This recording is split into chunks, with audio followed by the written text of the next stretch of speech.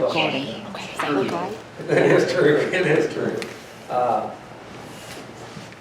We will jump in, and as usual, we want to have a window of opportunity here for anybody that's got anything that they'd like to bring up that's not on the agenda.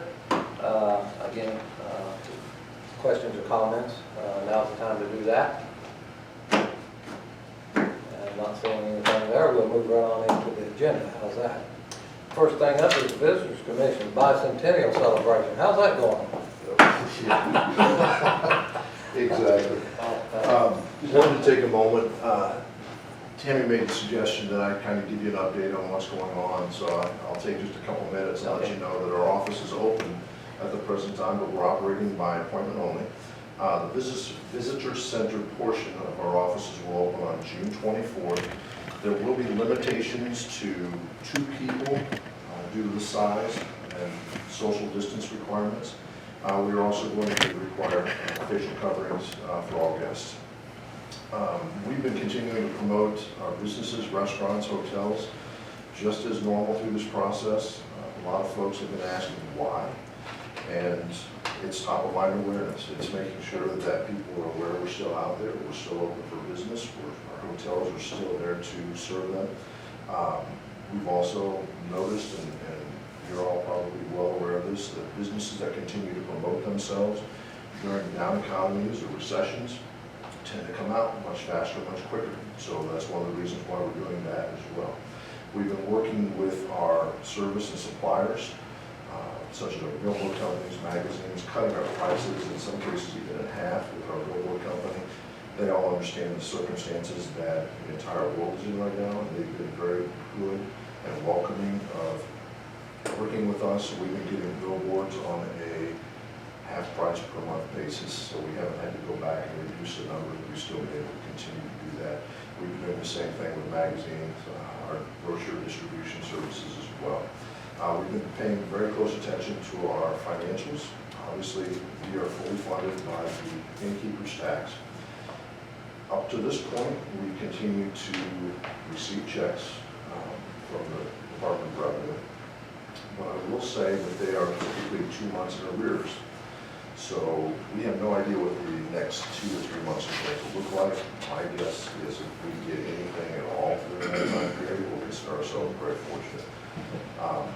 I also wanted to let the commissioners know that, this is on a related note, that we have sent a letter to the Scott County Fair Association requesting the initial payment that we have made to them of $18,750 to be returned.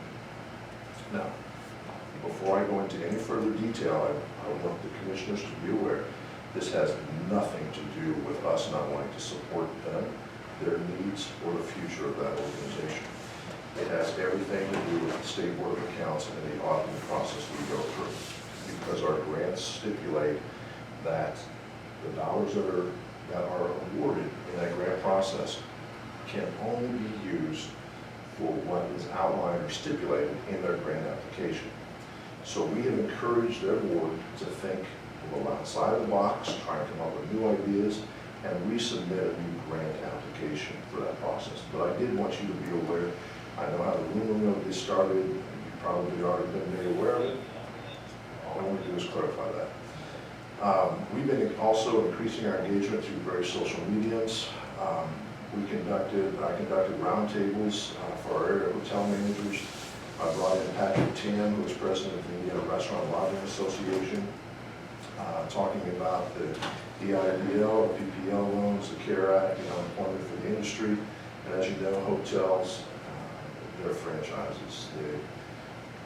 They're very unique in how they're funded, and there are certain stipulations and certain portions of some of those bailout programs that they just weren't eligible for. And I wanted Patrick to have that conversation with them to help explain that to them. And since that's what he does as an association executive representing that industry, he's going to be very versed in that. Also had Michelle ready to talk to them, and Michelle from the Scott County Health Department to talk to them about what she has been seeing as far as our numbers are concerned, trends with the whole COVID-19 process. And then I was one of the speakers that talked about Governor Holcomb's Back on Track plan. We've kept a lot of channels of communication and shared resources open between various elected officials and businesses, and a lot of those were from our U.S. Representative Trey Hollingsworth, U.S. Senator Todd Young, State Senator Chris Garden, State Representative Terry Gooden, as well as things that came up from Mayor Amick, as well as Mayor Hawkins with Boston. So any information, whether it's closings and in a lot of cases clarifications on a lot of those national programs that are being pushed out by our federal government, just making sure that our businesses have that information. Participating in Governor Holcomb's briefings. They started out on a daily basis, went to Monday, Wednesday, Friday. Now they're just on a Wednesday basis. Our industry, the Indiana Tourism Association, has been doing COVID-19 video conferences. We've had speakers from Lieutenant Governor to Dr. Suzanne Bosch, Dr. Lindsay Weaver, U.S. Representative Susan Brooks, who is sitting on Trump's COVID-19 task force and reopening our U.S. Rebecca, I can't pronounce her last name correctly, I want to say McCraig. She's a Deputy General Counsel for the Governor's Office, also Sharon Jackson, Assistant General Counsel. They talked about the liability issues going through the opening process, what your business would be responsible for, more or less. And ultimately, what's the trickle down effect? If we don't do this and someone tests positive and they come back and they say, well, I attended, to Tobias auction, what do you do? What is your legal liability and protection for all that? There's also William Knox, who's the director for Grand Park in Westfield, as well as Jack Swarbrick, the director of athletics at University of Notre Dame. They talked about sports and the impact it's having on sports, how colleges were going to reopen, and more importantly, William Knox with Grand Park was talking about youth sports. And he sat on Governor's Council for the whole youth sports initiative, where they were going through trying to define what's a contact sport, what's a non-contact sport. Are we going to allow them to play soccer, baseball? Is basketball going to be approved? When it's going to be approved? All of that fun stuff. There were also a couple of different folks that we talked to from the U.S. Travel Organization as a whole. As a result, I seem to become very well versed in the whole Paycheck Protection Program, the economic injury disaster loans, the CARES Act, the Indiana unemployment, also the trends going on with COVID-19, Holcomb's Back on Track plan. What we've been doing, and people have been asking us what we see, and I also want to address this, and I apologize, I'm going through this very quickly, but Tammy said I had 5 minutes, so I'm going to rush through and make sure I get you guys. This will be the first one. You got 30 seconds. Yeah. I didn't see the sheriff here, so I don't know what he's time, right?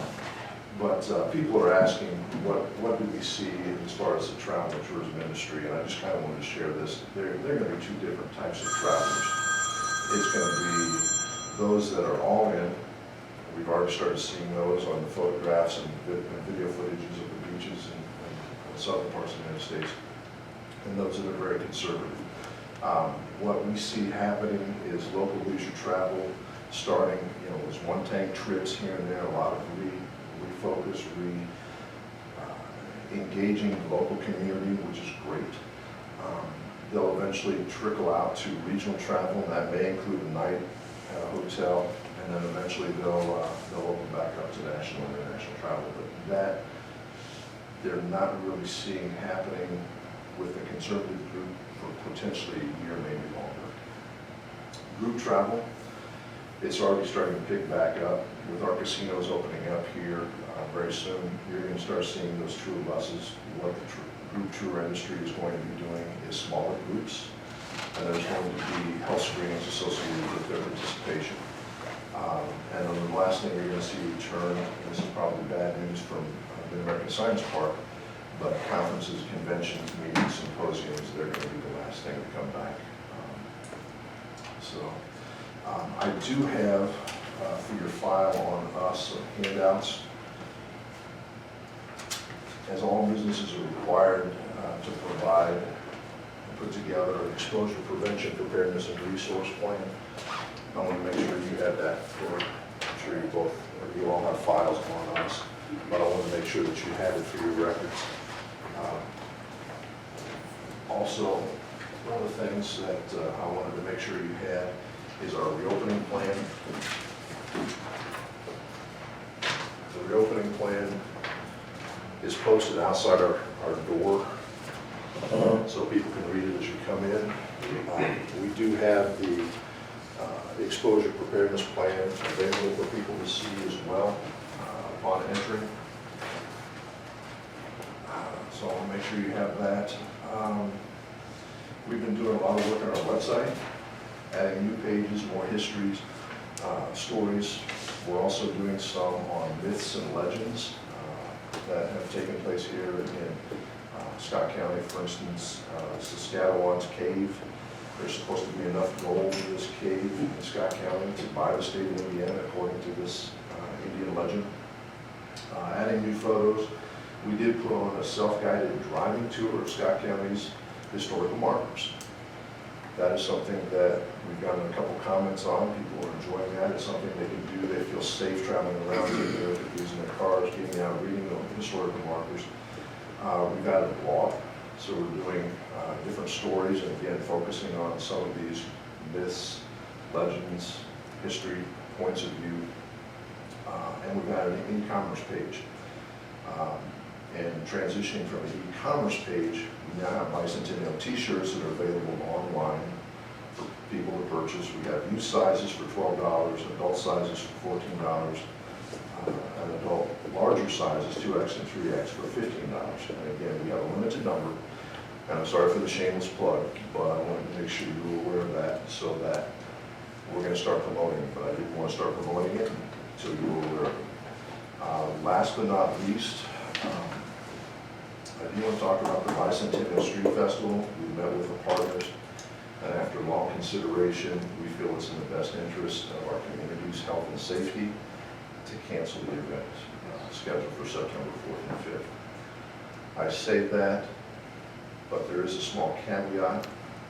We are working really hard trying to think outside the box of an idea or different ways that we can go about the celebration of this county bicentennial. It's too important to trivialize it with the cancellation of a festival due to the virus. It's important to us and our history. So we're going to be looking at different ideas, and if you have suggestions or ideas, please feel free to reach out and say, hey, I've got an idea, why don't we try this? What do you think about this? Because we want to do something, we're just not sure when it's going to be the best time. I've reached out to Dr. Lindsay Weaver with the state. She's the chief medical officer. Tried to get her opinion. I'm still waiting on a call back just to get her opinion on that.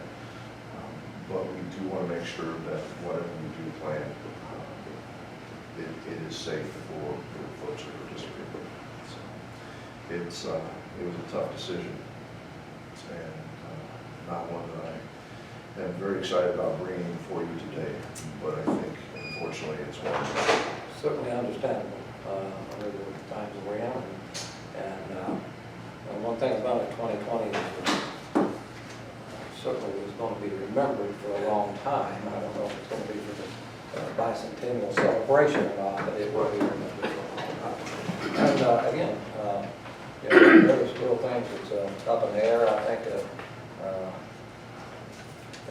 we don't know what's going to happen yet. And as the numbers continue to rise, 20 states, my understanding is, I've seen the news tonight, 20 states, the numbers are on the rise again, and I don't know if we'll be 30 days down the road, and we may be back where we was 30 days ago too, so that's something we got to keep in mind. Well, we kept an eye on Scott County's numbers. We also watched very carefully on what was going on in the surrounding counties, and we just didn't see the numbers slowing down a lot.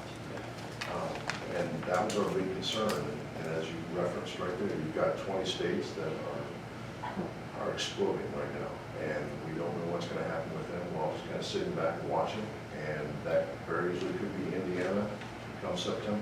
Sure. I think you make the right decision. I mean, you're getting ahead of the game.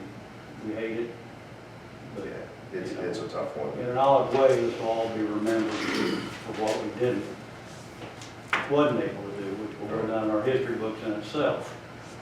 So, difficult decision, but I think you did the right thing. Well, it wasn't done alone. I mean, we did this with the Chamber of Commerce, we did this with Scottsburg Main Street.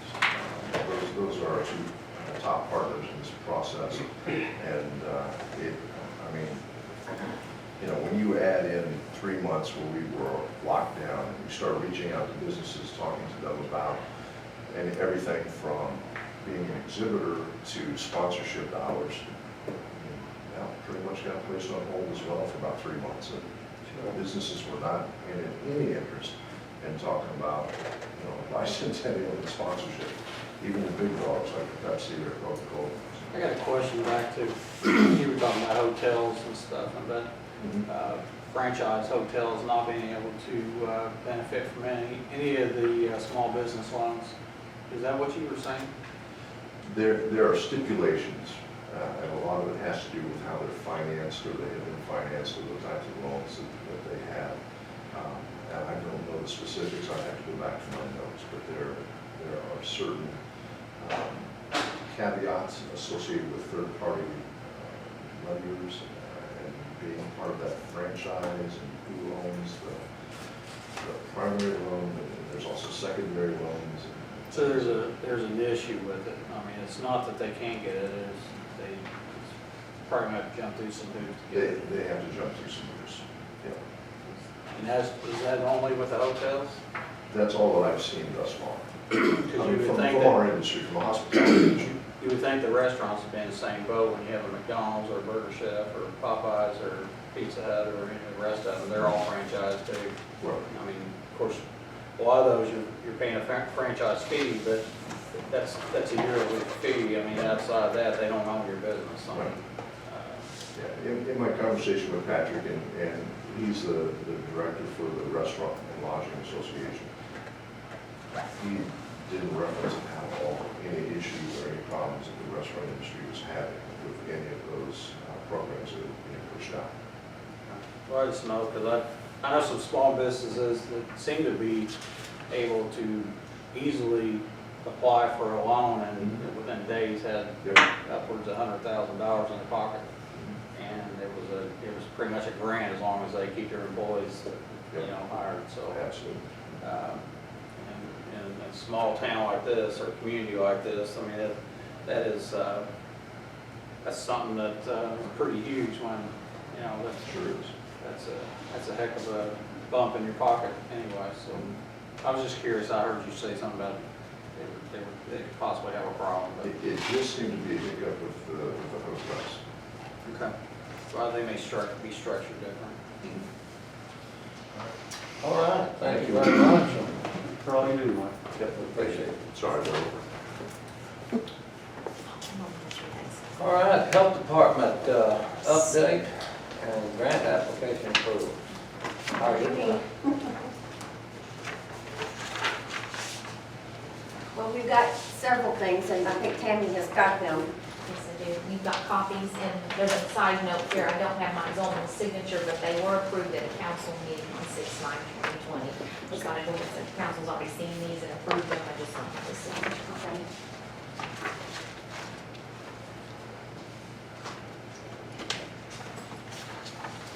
The one I have is the City Readiness Initiative, a regional coordinator.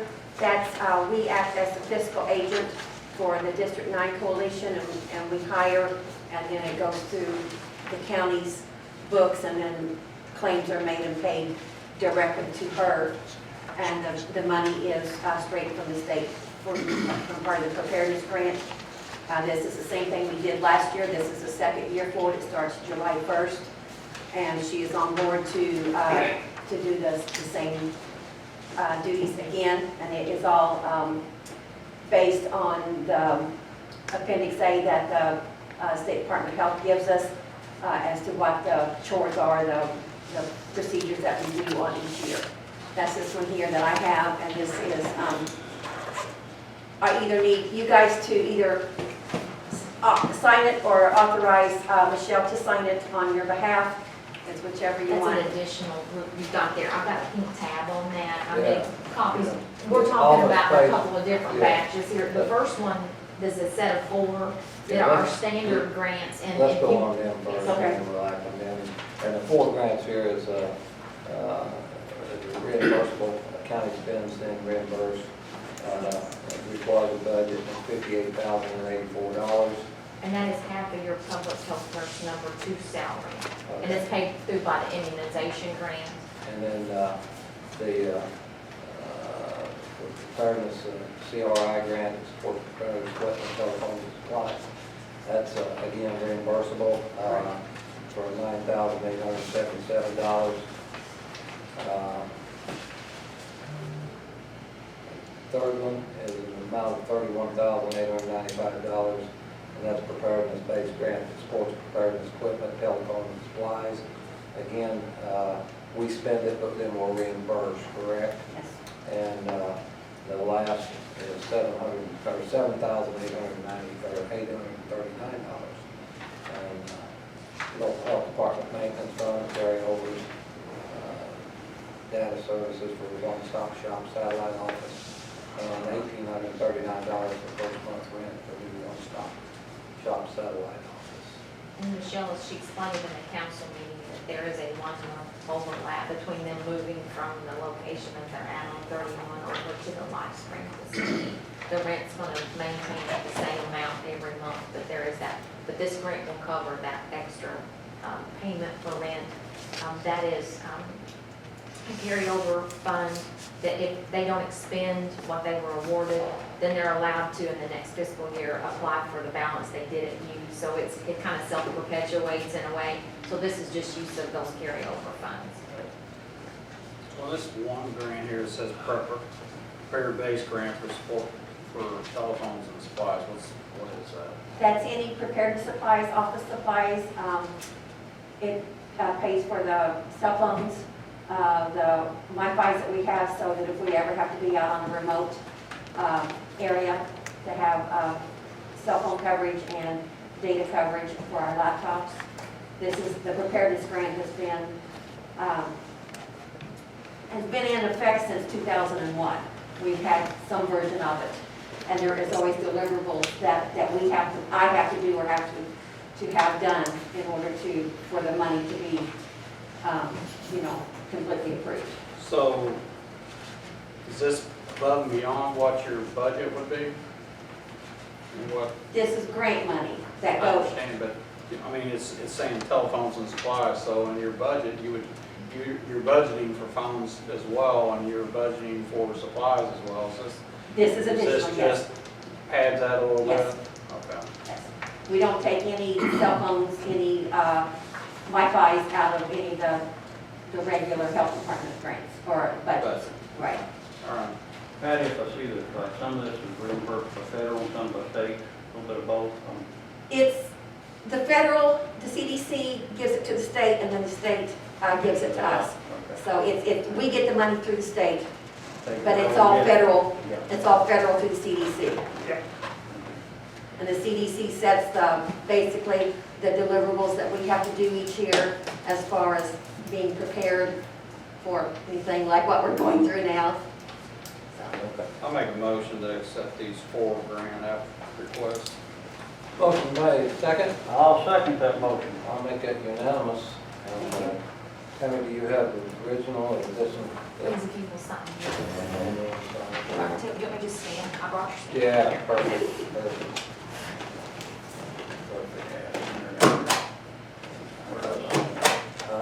I don't think we're gonna, I think she just I've found got it. it. We need more. I've got it. All right, now next up is the, I'm assuming that's what you're Yes, talking yes. about there. City's Readiness Initiative, Regional Coordinator Service Agreement. And so what I'm looking at here is something I'm assuming is an office-based lease agreement? no, this is, we contract a person, and this is through the District 9 Coalition. It's not just Scott County Health Department. There's 12 counties in the District 9 Coalition. The state has set aside a certain amount of money, and then we are paying her to do the deliverables for us, working with each of the counties that are the CRI counties, and that's the City Readiness Initiative counties. And I believe there is 6 or 7 of us in the District 9, plus they have, she's over the Washington County, which is District 8, and Union County, which may be 7. But she works with each of us individually, but they're going through, and each of the programs that we're doing, the projects are all based on a regional basis now, so we do it as a coalition and not just individually each county now. So is this something we're basically reviewing? Yes, we had this last year. And who is this person? Her name is Johanna Polk. She was with the State Department of Health, and then she had the opportunity to do this. So she is contracted. She gets paid per month. There's 1 check a month cut, and I invoice the state for a quarter, each quarter for her salary, and it goes straight into the funds, and then the check is cut each month for her. And how big a region is it again? 12. So 12 Well, counties? CRI is 6 counties in District 9 and Washington County and Union County. And, of course, I'm learning here. What's the purpose? I know it's got to all be worked together on our health issues, but is that, The what's their state, authority? What do they do? Can they call you and say, we got this, we got that, or? it's working together, it's building the coalition so that regionalizing the areas so that one county is not just standing alone in case something happens to one county. We've got a basis of knowledge and preparedness and supplies, equipment that can all be pooled together. So if something breaks out worse, then we can be prepared ahead of Correct. time? So, okay. Yes. Yeah, that makes sense. Yes. Okay. So I have a question. If there's 6, I guess, identities that are paying into this fund or whatever, why are we the ones paying? We asked you guys last year to be the fiscal agent, so that it just made it a simpler, just a pass-through. The money comes through the county, and then the county, Scott County disperses it to her. So we're not, I mean, You're not so having, so the other 5 counties or 5 entities are, they don't have the deliverables that we have that she does for us. but who's paying the bills? Indiana State Department of Health. Okay, but it says here the base monthly rent is $1,838.95. So is that, are we paying that? See, that's what I'm looking at here. You're looking at 2 different things. So- I'm so sorry, do the we pink need to- tab divides that. Yeah. You're on the front Oh, part. yeah, And the that's, pink tab's the Yeah, on second the- part of what we're dealing The with. front part is, Yes, don't read past the pink tab just yet. I'm sorry, There you go. that's why I put the pink The tab. front part here, Mike, is what's It it, looks like this. 62, it's $6,250 a month. right, it's $75,000 for the year. Regional coordinator, and that is. So then back to that wage is all 6 identities paying for that or kicking in, or you're saying that's paid by the state? The state has set aside this amount of money. Each county was getting a certain amount for the CRI. We're now getting 9,000, but before we had gotten 16, 18,000. So they've taken a portion of each of the monies that each county got for the CRI, and not every county in the District 9 is a CRI county. Okay. It's just because we are considered Louisville Metro as far as being, we have Louisville Metro and then Cincinnati is the 2 CRI hubs for District 9. So like Dearborn County or Union County, they all are close to and report to Cincinnati for their MSA, and then ours is Louisville because of it. But there's going to be a major thing that's going to go to Louisville first, and then it will be dispensed back to the local counties here. That's clear as mud. I'm guessing we need different locations.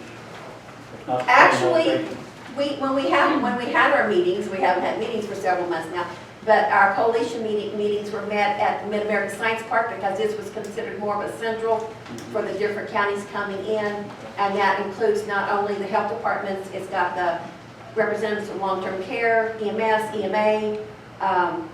Bring a lot of people in. We do, yes. And from you or Michelle probably go to these meetings or both? I go, yes, Okay. I go every time, yes.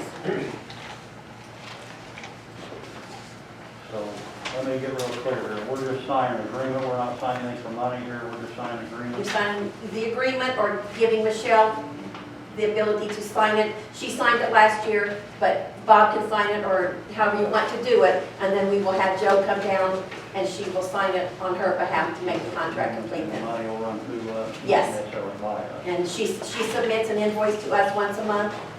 And then we submit that claim through the claim process. And then she is, then once the check goes directly to her. But Bob just wants to sign it, I don't care. I think, and that's what we did. What we did last year was allow Michelle to sign it, I think, and I'm fine with that. Okay? So, if you know, and I entertain a motion for that, so I heard a sign for the CRI region manager's position here. And again, it's being paid for by the Indiana State. Correct, Department of yes. Health. It's not being paid for. No county funds at all. No county It's funds just, we're just whatsoever. using us as a fiscal agent to actually write the checks to her. So I feel comfortable about So that. do other districts have this too? Yes, Okay, Yes. so it's a program statewide. it is, at least three other districts that I'm aware of have the same setup, because we use the same contract and just made it unique to us then. But like Marion County, they contract with someone for District 5, which is Marion County, and the few surrounding counties with them, Lake County, up in the Chicago, and then Fort Wayne area, they all have something like this too. There is 10 districts for the preparedness throughout the state. Sounds like We're good. District 9. Sounds like a good way to be proactive, get ahead of the game, take care of our people. We try. Good program. Thankful to somebody It- else.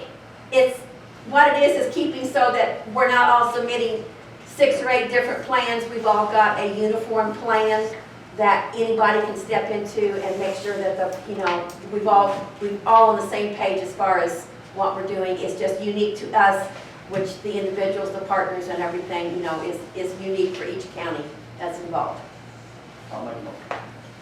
Well, that's a motion made that and to allow Michelle to come in with this contractual agreement for the CRI regional coordinator, and do I hear a second for that?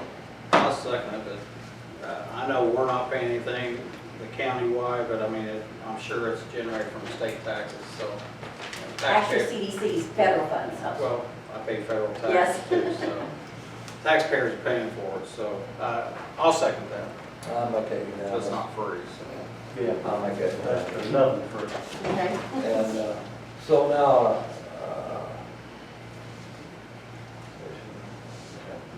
Now go to So- the pink tab, I'm sorry. okay, so now we're under the lease contract consideration for the, and what that is, I think is, what I just heard there. We are moving the one-stop shop Shop from across to the new, where the old Futures Limited used to be, yes. where the one-stop shop originally was during the outbreak. They have remodeled, LifeSpring has bought that building and completely remodeled it. They have asked us to go in. They have completely included us with what we wanted, the setup for us to continue the one-stop shop operations for everything that we do up there, seeing the people on a daily basis, the testing, the care coordination, preparing the meals that we do on Wednesdays, everything that is operated up there at the one-stop shop. Okay. And that's at a cost of $1,838. And that's why we were paying the hospital to have the other building. Yeah. We've got 3 times the space now, and they have not raised the rent on us, just so that we would partner with them over there. Okay. Okay, is that, So is this part of what River Hills was River Hill, doing yes. with their funding? yeah, yeah. I think they got a grant to remodel, didn't they? Yes, and it was kind of like what she was talking about there a while ago, is we have had to run the money through us because they weren't allowed to run it through themselves, so it had to come through a municipality, and we run it through here. And it's the So same what thing. else is gonna be in this building besides the one stop? The one stop for us, which includes everything we do in Austin, and then LifeSpring's on the other side. So LifeSpring's like they do here in Scottsburg? Yes, LifeSpring's already in Austin. They shared the other half of the building that we were at in Austin. They have a nurse practitioner that sees the federally qualified health center, which is for the uninsured, the ones that don't have any insurance at all.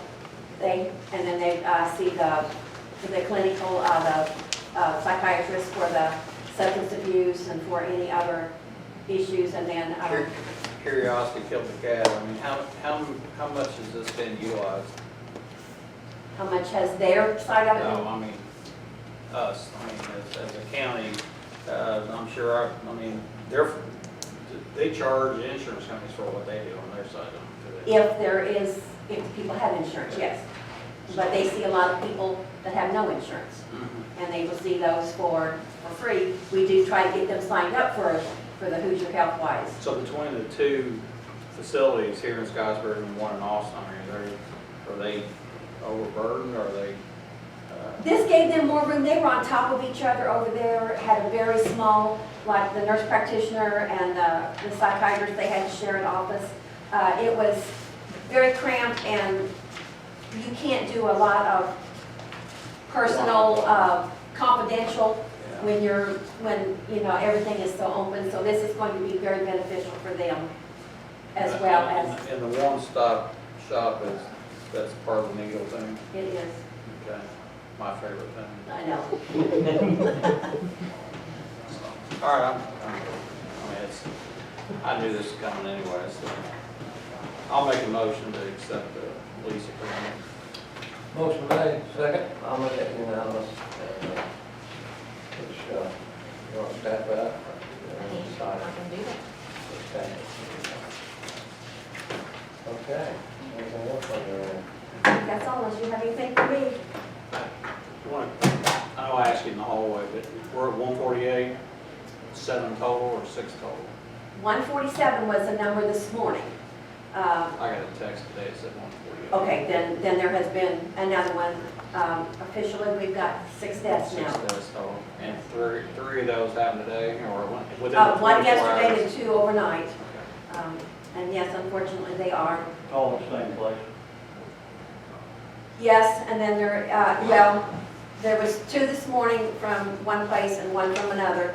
And then I have since gotten word that's not on any counts yet, that we had 1 more. So that makes 3 from one facility and 1 from another. And the one from the other one, the patient had been tested twice at least with a negative test. Condition continued to worsen, and the doctor did a clinical diagnosis without any positive test. So we don't know if that's going to show in our numbers, because we've got one other one that is recovered that was a clinical diagnosis and not a COVID positive test. Can they do that? They can now, yes. Can the coroner override it? Usually a coroner's not going to override a doctor. Well, but the point here is that I can say, and I mean, me being a funeral director years ago, and during the AIDS epidemic, I would go into a hospital and pick up a body, and there'd be no indication whatsoever this person died of AIDS. Funeral directors started complaining, saying that you got a disease here, or a transmittable disease, and you're going to tell us that you're not going to tell us that this person died of that. Plus, the family doesn't want that on their death Right, certificate, exactly. so they don't put it on there. Heart failure, pneumonia, or whatever. So that's a slippery slope when and this is what I have a problem with the COVID, is that everything's COVID. I know. You're dying of COVID, but you got cancer, or you've got other illnesses, COPD, exactly. but you're dying of COVID. Yes, I know. So, We have and that. I've same said this problem. for a couple of weeks. I'd be curious to see the numbers last year with the people that died of regular flu, and this year, the people that died of regular flu. That number go down because they're all COVID? So that's the number I'm waiting for, because I think somebody's skewing it for federal dollars, and that's what I don't like. So anyway, Yes, I know, and that's one of the things that we discussed today was, do they get more money because it's a diagnosis? And I don't know that for a fact, that's a rumor. I don't know that that's a fact, that of number, reimbursement or not from facilities. that money's coming. I'm not gonna disagree. I had a driver in the middle of Nebraska on a run that guy had an episode, so he went to the hospital and surprised, he had COVID in the middle of Nebraska in a hospital that probably didn't have an operating room, but anyway, that's, I just wanted to clarify that, but yes, thanks. Anything else? That's all I got. Well, thank you all very much. Appreciate it. All right, thank you.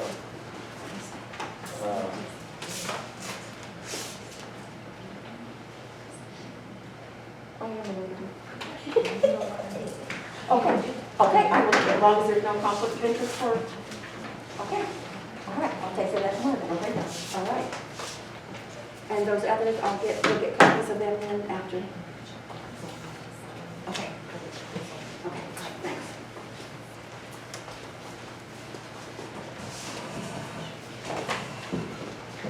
Wait, I'm against it, Missy. Let's move this along. mine should be short and sweet. Are you done?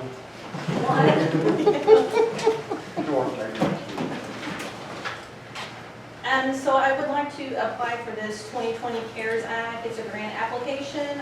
This one is not the grant application, or not part of the 2020 CARES Act Talking about the state. Yeah, because this one is coming from the U.S. Election Assistance Commission.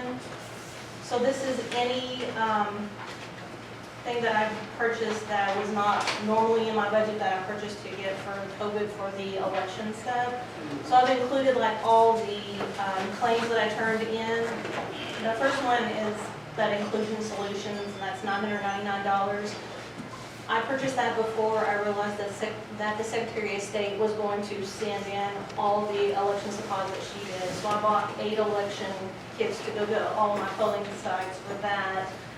The other is like paper towels, because the Secretary of State sent in microfiber towels, and I thought that would be cross-contamination when they're wiping down the machines and the poll pads. So I bought a bunch of paper towels, and then Patty would buy hand sanitizer when she was at work at Walmart, because we were just trying to buy whatever we could, because I wasn't sure how the election would go. So all of that totals like $1,106.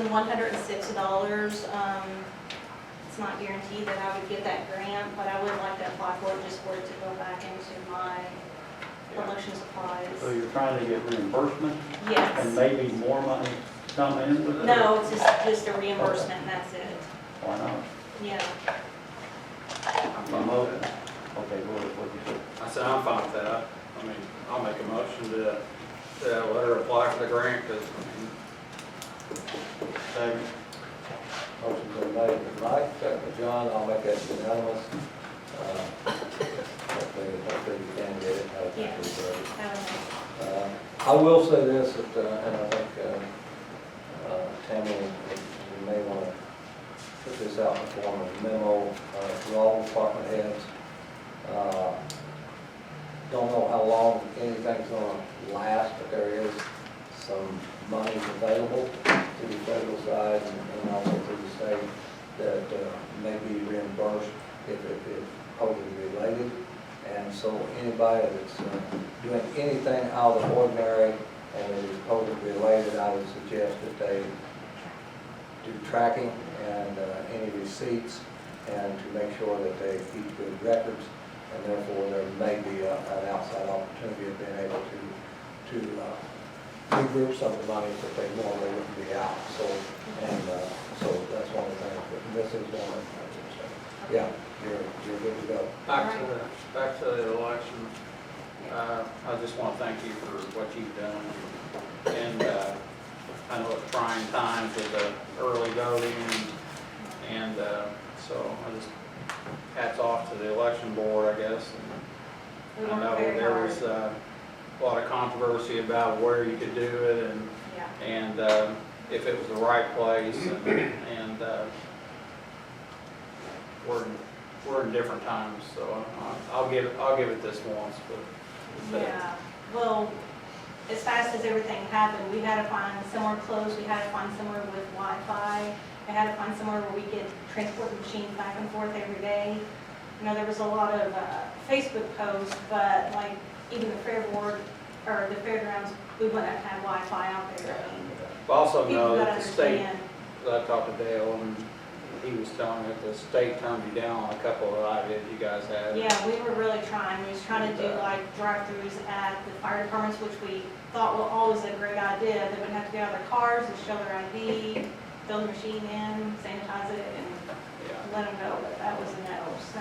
So, anyway, I'm Every sure time. it's, every time I voted in my lifetime, it's always been the same old way. And I will say this, as a political figure here, I enjoyed nobody standing at the polls when I walked up. Yeah. And I hope that stays true, because I never enjoyed that. I know, a lot of people don't, but you know, it's outside of the polling location, the election board has nothing to do with it. Also So- asked you about that, and you reached out, and it's a First Amendment right that you can't Yeah, tell freedom of somebody no. speech, They yeah. can stand out there if they want, so. Yeah. Anyway, I appreciate you. All right, no problem. Thank you guys, I'll appreciate it. second what he just said. But you had that all along. Thanks, You did good. thanks. All right, EMA, grant application request. I guess you did. Come on I up. guess that'd be me. Yeah. Do you have any help? Do you have any? Okay, the replacement batteries, the replacement pads for the fire departments do not have an AED, is that right? It's for the AED, Yeah, for the for AED. 2 AEDs, and then replacement pads and replacement batteries. I know at least one fire department doesn't have an AED.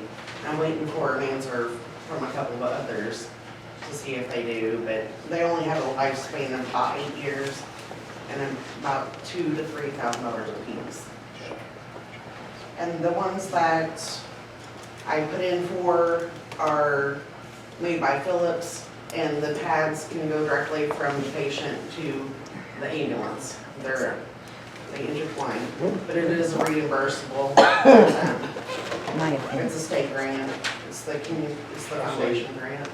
Zoil or whatever the other brands, or they kind of went out and, Now, there are several brands, but I figured, well, I heard, because like EMS right now is they're in the process of having to redo all theirs because the other company, there's, and they can probably elaborate on that more than I can, but I know Tyler came earlier and said that, we're gonna have to redo all of ours, change them over because we have, ours isn't compatible or in compliance with, in the future, so. So, anyway. yeah, that I can't speak on. Yeah. The reason why I chose the ones I did were because Well, of patient care and seamlessness between the two yep, agencies. but you don't always pull pads off. Right. Need a motion? Yes, I will. I'll make a motion to accept, pass the grant if she wants to. John made a motion that, they allow to apply for the grant, $3,424. Mike second, I'll make it unanimous. Thank you all. All right, thank you. She'll stand back forward. All right, highway department, update. Last meeting, I had you all sign documents to get the trucks and the paper from CAT financing. Okay. But after I left, I called a local bank and we could get the interest a lot cheaper. So, I have an email here from Russ Comer stating that his request is, he has approval for the loan. He has contacted the insurance company to get a copy of the coverage. He's spoken to all the sales reps to get the VIN numbers, but he would need the board to approve the loan, and then he would need Tammy to get him the minutes ASAP for it to go on through. The loan will be for $598, $506.30 for the paper, and $280.308 for 2 trucks. I have the money to pay for 1 truck upon delivery.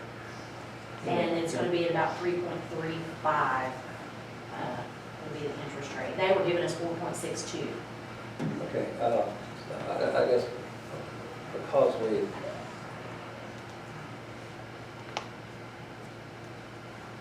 Enter into. enter into agreement Lease with agreement. CAT, to lease with CAT. which Cat never received. Okay, They're all right here. okay. So it wasn't sent. No, Okay, okay.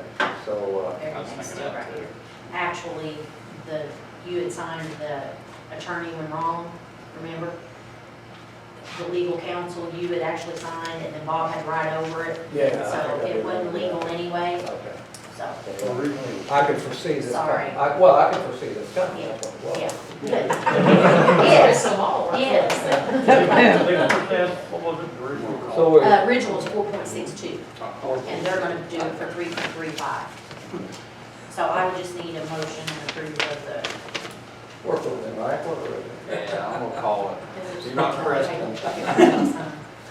All right, so I tell you what, then let's do, I think, even though it was not, I think we would, our council is not here, but I'm going to ask for a motion to rescind the original agreement that we signed with CAT, and then we will enter into a new agreement. I'll make a motion to rescind the original lease agreement. Motion made to rescind the original agreement with CAT. Do I hear a second? Second. I'll make that unanimous. And now, do I hear a motion to allow to enter into it? Now, and all the monies is in place, Yes, correct? yeah, That's all council's, yeah, budgeted, that's all, everything's yeah. good. I'll make that motion. Motion. West Banko? With Yes. West Bank, yeah, I mean, you're saving over 1%, that's a lot here, so. That is, and they're local, so, motion's been made, I'll do that second, and, yeah, I'll make that unanimous. And then they'll have some for your signature once she gets the minutes to it. Okay, Okay? okay. Have anything for me? Only one thing, and I've not had the opportunity, but I did see a picture on Facebook of a road with a new paver, and it, to me, it looked absolutely great. I thought it done a wonderful job and made all the difference. I know last year we tried to, I guess, modify to make ours work, that didn't work out real great, but with the one pool thing, I thought it worked absolutely terrific. And I know this won't be out in time, but they will be doing Goshen Road tomorrow, Lover's Lane at 56, and then Friday we'll be doing Slate Ford, Kinderhook to the county line. Okay. One other thing, did you contact, or were you able to? I have contact? an email into them. Okay. We're trying to get who's the project manager over that area and make him come down. Yes, because that's dangerous, it's tough county out there. Dump trucks, are the new ones, where they at? We have one ready. They looked at it today. Now they have to do the modifications on 2 and 3 to match 1, and then they have to go back to the dealership for their final inspection. He's told me I will have them the first week of July. Second thing with the paver is the dump truck that we have, will they supply the asphalt and the paver? I was told that I mean, it struggles. I mean,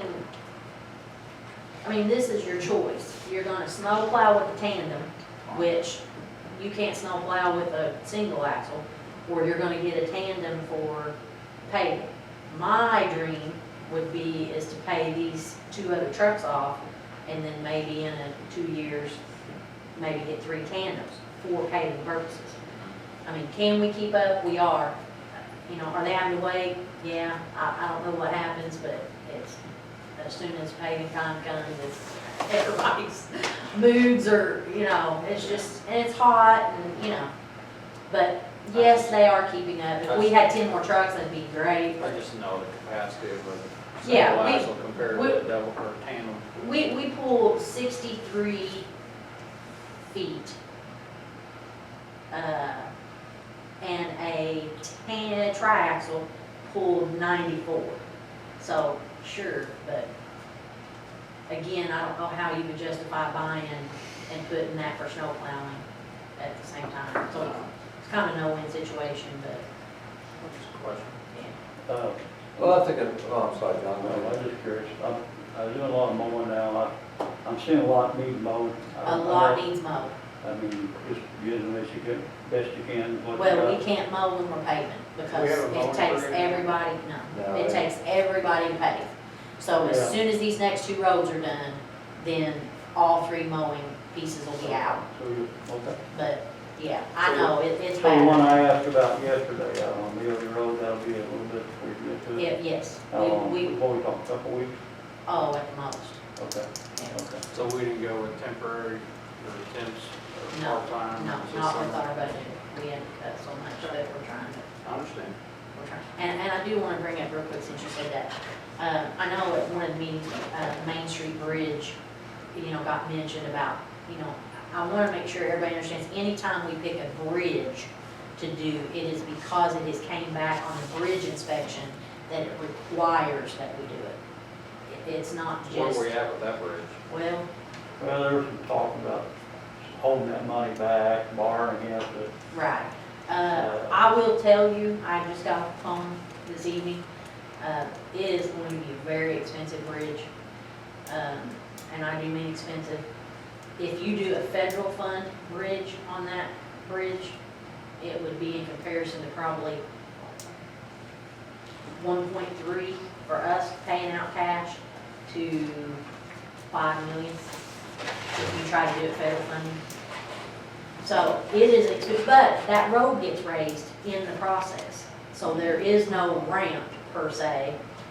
There is no, they would be raising that road. That's where I asked. So I mean, it's expensive, but it's a lot cheaper us trying to pay it out.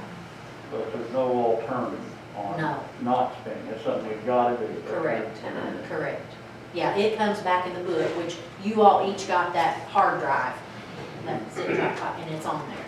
So that's how those get chosen. Sounds like they deem that bridge dangerous. Or at least, They need it's going downhill quick. They deemed it needs to be replaced. It's in bad Yes. shape. Yes, Okay. so, I've talked to the engineers Yeah. about it, So, it needs yeah. to be replaced. The solution, the replacement, and I also asked for it to be more Right. of a leveled out Right. instead of a ski jump, so. which costs more, gonna obviously, cost more. yeah. So, Alright. so I wanted to tell you that. Is that it? Thank you. Thank you. Yeah, I'm all for you. No, I know. Thank you. All right, next up is the Sodom Cemetery at Pigeon Roost site. And as you're aware, I think,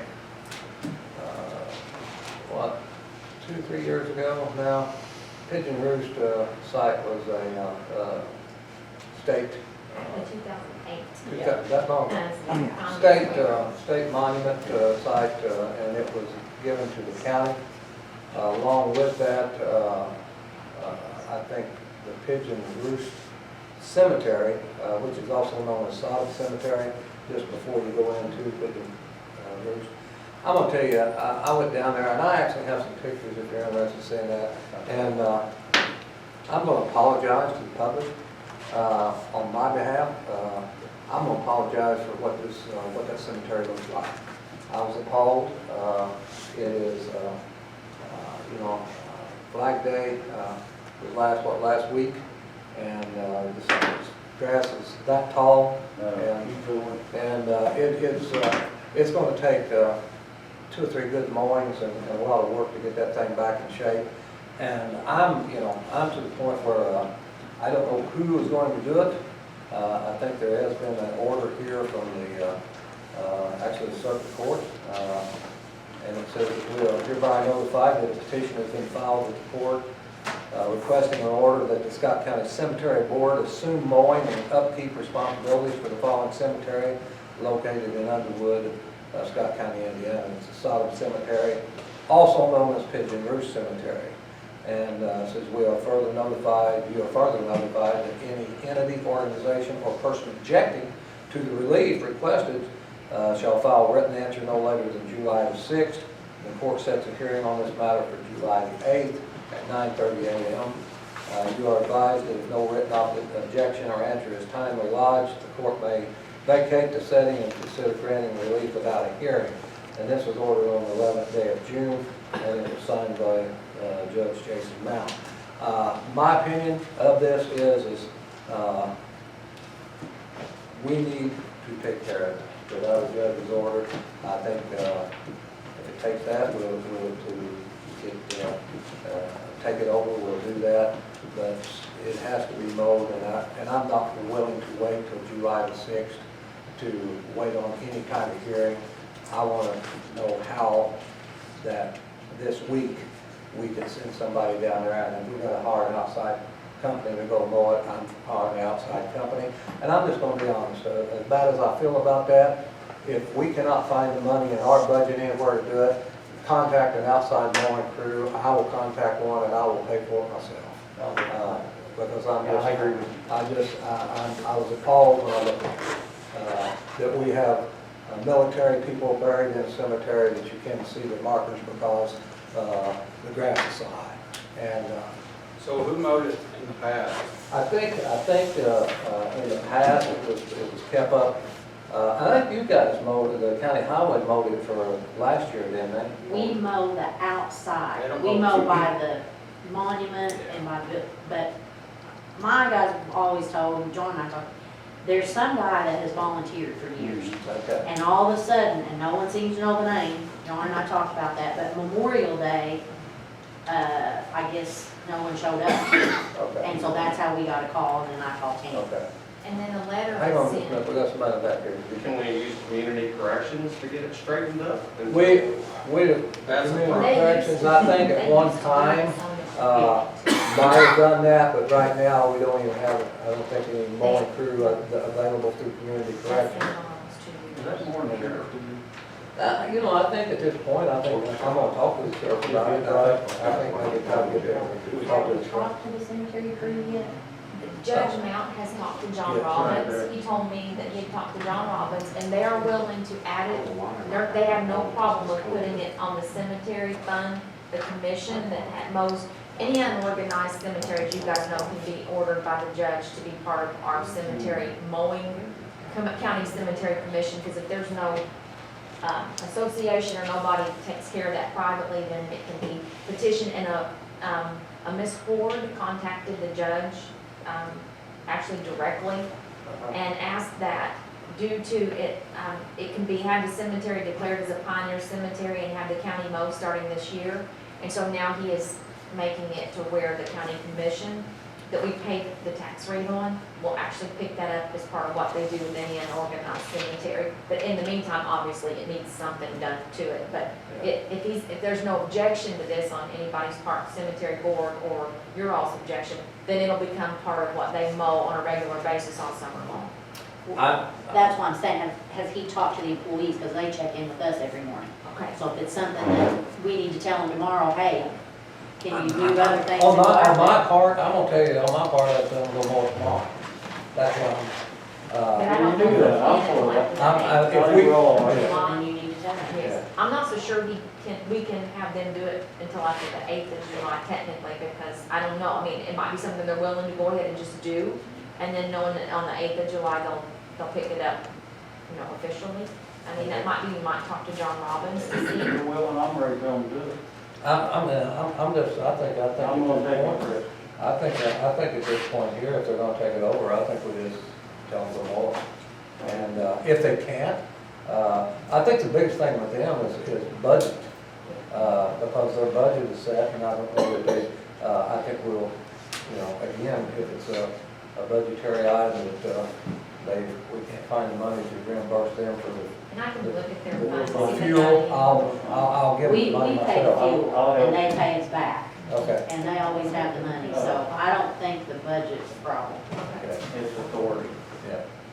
Let's, You're gonna check with Jared, Mark, you said, Sheriff? yeah, I will talk with Sheriff Gooden tomorrow about sending some people down there to help weed eat and that kind of stuff. But, and myself, I'm not gonna, I will put it to you this way, if they can't do it, I am going to guarantee the public that this will be mowed by Saturday, if I have to hire an outside company to come in and do it myself. It's embarrassing, I think, for us to be sitting back and military people and, well, anybody, be buried into a cemetery. And, you know, some people, they went out and actually mowed their own loved ones' grave sites, and I just can't go with that, so. So we're, technically, Pigeon Roost, let me get this right, the Pigeon Roost is technically the responsibility of the county, and so is that cemetery? Yeah, now it will be, yes. So I mean, in the past, was it? In the past, it was not, because again, there was somebody that volunteered to mow it, I think, and I don't know what's happened there, but in the meantime, it's kind of, ball's gonna drop, being able to get. Well, I don't have a problem adding it to the. It looks clear. Yeah. It is, Yeah. you're right. I mean, it's a black eye, and I don't think we want that. And 3 more weeks will be 6 foot tall. if, you know, if I could get my tractor and baler through there, you can bail it. I'd be honest, you know. It's, again, really like that, so. So I'm gonna talk to him in the morning, and if they say no, then I'll let you know. Contact me if they, and there may be a reason, and she may be right, it may be something to do with the legalities of it for what they can do. But if they can go on, again, I'm not gonna say you're gonna go mow it, I'm not gonna do that. Because there may be a legitimate reason that I don't know about, that it's gonna be, go through the process and get taken over, I don't know. I just know that, if they cannot do it, then yes, contact me. I'm gonna contact Sheriff Goodman and see about maybe, having some, inmates, that would work on it. And also, if that don't happen, then I will just hire a mowing service to go in and at least mow it for now until we can get all this sorted out. Do you guys want to make a motion that you have an objection at being added to the cemetery roster, and then that way you've officially relinquished, and then that way the order, and they'll probably go ahead and, I would guess on that motion, they may go ahead and just do it. I'll make that motion, put it on the cemetery roster. Is that what you're asking? Yes. Motion made. Motion's been made, here a second. I'll say. I'm certainly in favor of that, so yes, put that on there. But again, Joe, if there is some reason that we don't know about, And I'm with you. I'd like to have it done by Saturday, or whatever the cost is, you know, throw me halfway. okay. We will, it will certainly be done, again, whether they can do it or whether they can't do it. I just need to know that so I can get somebody in there, because like Saturday morning, that will be mowed, cleaned up. I'm just on, you're on the side, I'm gonna go out different. Could the health department, I have court to it. Go with that? No? Yeah, I think we could do Maybe. that. Well, I think we could, but I think if we don't need to go that way, we won't. Okay. Yeah, we won't. I think it's just as simple as bringing them on for them and do that.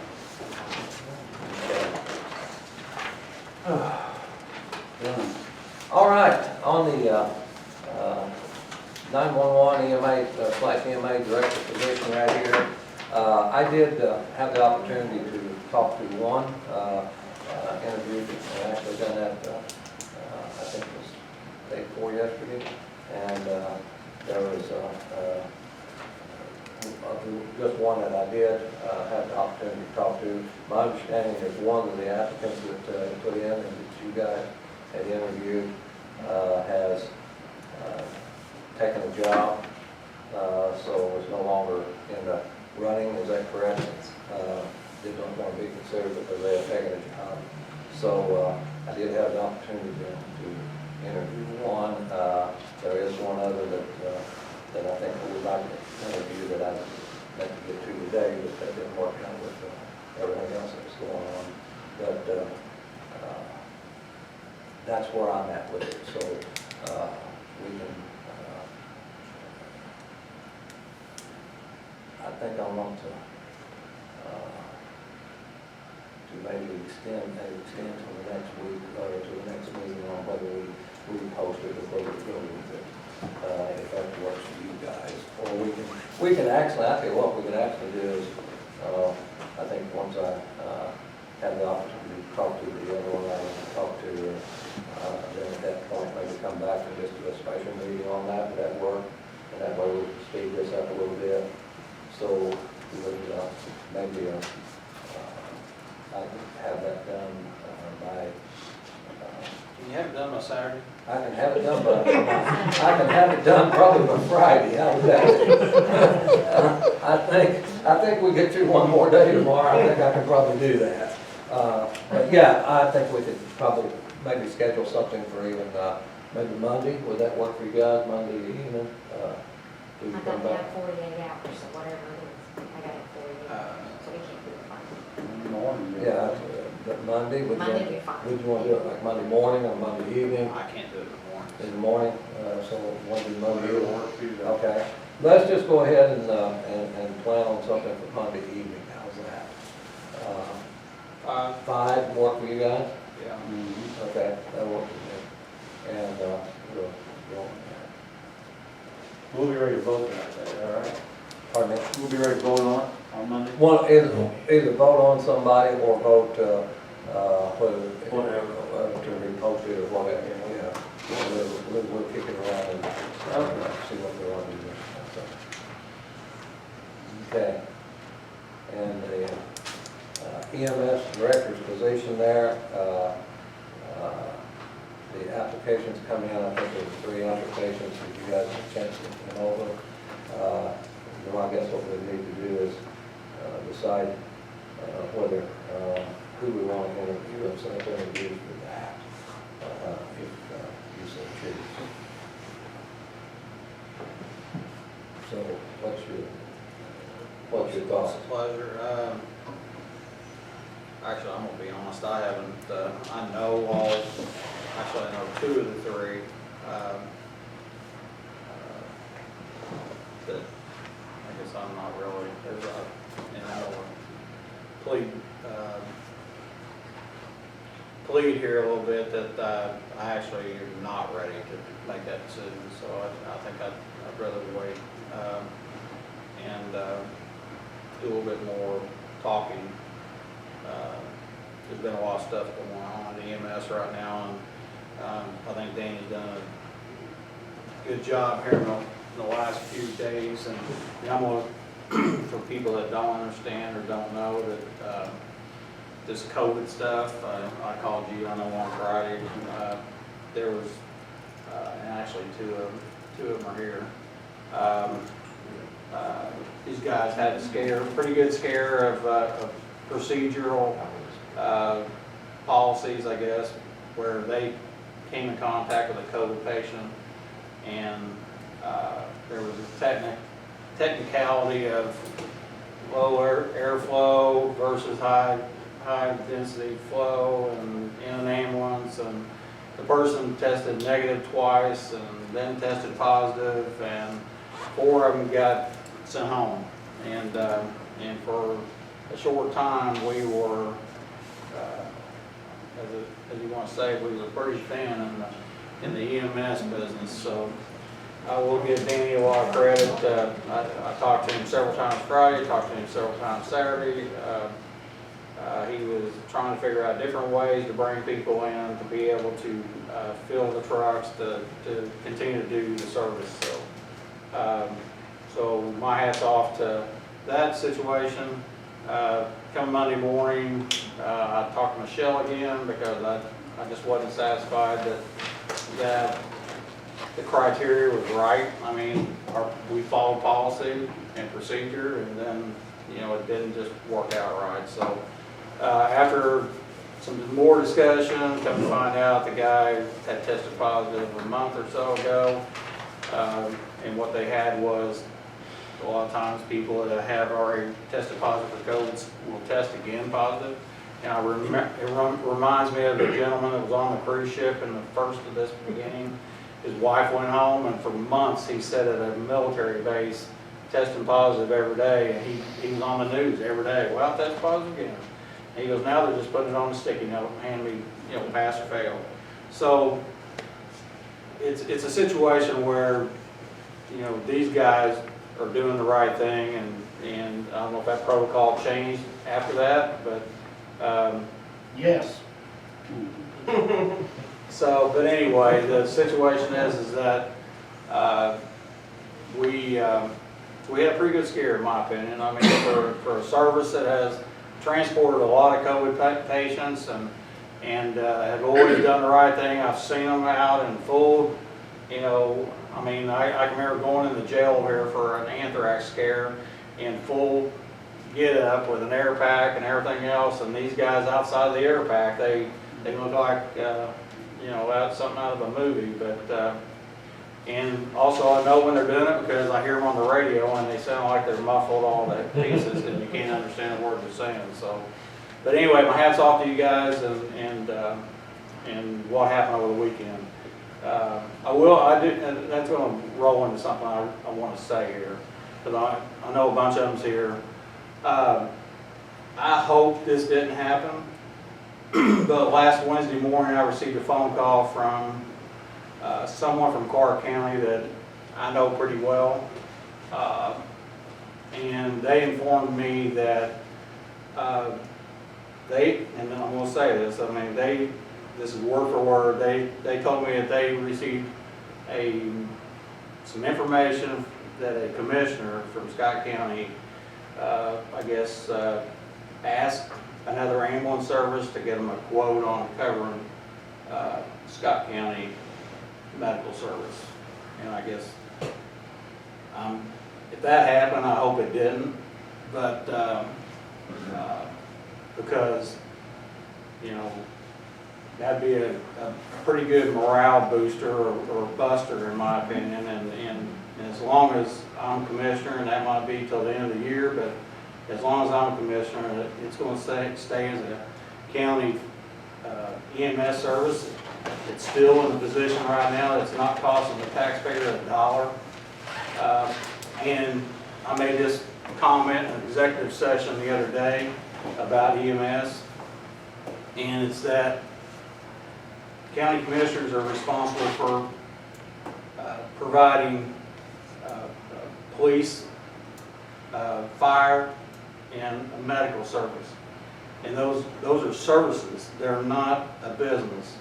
And you can't run it like a business. It is a service that we're to provide to this county and the taxpayers of this county. So somewhere down the road, if we have to dip into, you know, an LIT tax or a tax that is based for emergency services, then so be it, because it is a service. It's not a business. It's the only service that we provide that you can recoup some of your money from an insurance company or from the government.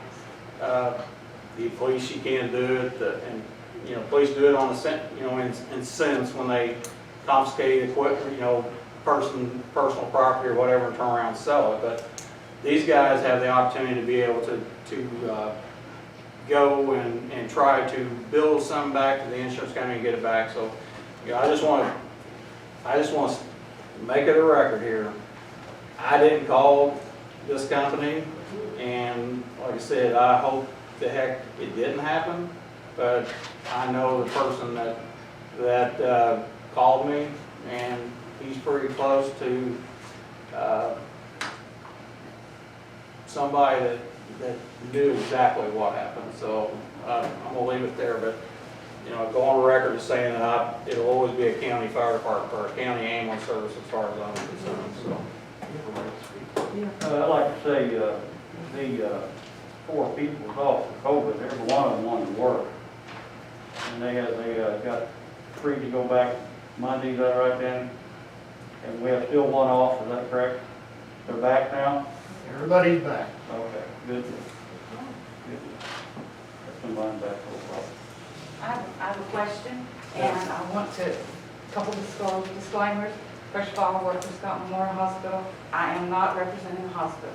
Second of all, Tyler Williams belongs to me. I'm not representing Tyler. I'm here representing a taxpayer of Scott County, and I've been really disillusioned with the way things have been going.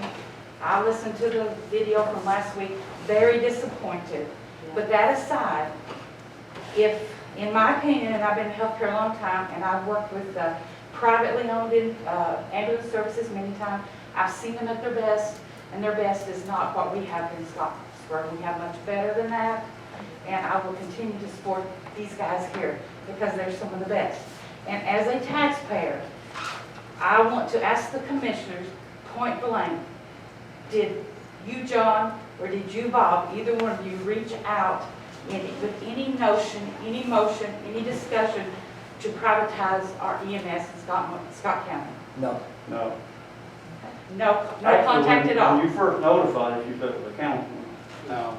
That's what's on my phone. Well, if I said, I think I said a commissioner or a councilman. Okay. I But did. anyway, I didn't. I will tell you this, and I will tell you my opinion. I have never, and never will, be interested in changing the Scott County EMS to go back to privatization. It didn't work before. I have no reason to think it'd work now. So again, I did not, would not. I was here, and I'm the only one of the commissioners that was here when it started.